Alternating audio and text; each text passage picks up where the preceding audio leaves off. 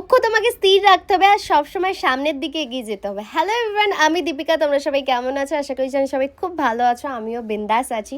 তো দিশার পড়া হয়ে যেতে আমরা দুজনে টিফিন করতে বসেছি। এখানে ও সাইকেল নিয়ে খেলছে, আমি ওকে বললাম একটু ডান্স প্র্যাকটিস কর, আর এদিকে আমি ঝটঝট করে আজকে রান্নাটাকে কমপ্লিট করব, কারণ কি আজ রবিবার, তাই সেরকম কিছু রান্না নয়। গোপলুকে ভোগটা লাগিয়ে দিশাকে খেতে দিয়ে দিলাম, দেন ঝটাকসে 5 মিনিটে রেডি হয়ে একদম বেরিয়ে পড়েছে। দেন আমরা এসেও পড়েছি দিশার ক্লাসে, ওকে দিয়ে দিয়েছি। এখন আমাকে 2 ঘন্টা ওয়েট করতে হবে, আর কি আর করা যাবে, ওপর নিচো এধার ওধার করছি।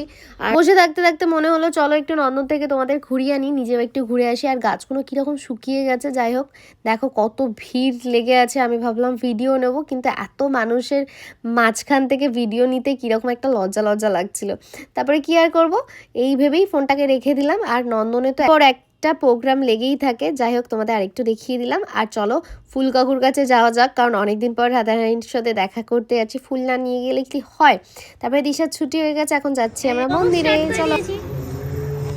আর এই হচ্ছে দিশা, আর একজন শুধু নিজের ডান্সের ভিডিও 100 বার ধরে বানাবে আমাকে দিয়ে। আর আমি যদি একবার বলেছি একটু ভিডিও বানিয়ে দে, কিছুতেই দেবে না। তো যাই হোক রাধারানী ফুলটা চরণে গ্রহণ করলো, দেন অনেকক্ষণ ছিলাম। তারপরে চলে এলাম দিশার ডান্স ক্লাসে। সেদিকে আমার একটা ছোট্ট কাজ ছিল, সেটাকেও মেটালাম, কারণ কি তার পরের দিনকে আমার একটা পুচকু ভাইয়ের অন্নপ্রাশন আছে। আর এখানে তো ক্লাস থেকে কিছুতেই যাবে না, ওদের সরস্বতী ঠাকুর এখনো বিজয় হয়নি। অনেক বুঝিয়ে ওকে বাড়ি আনলাম। চলো দেখা হচ্ছে অন্য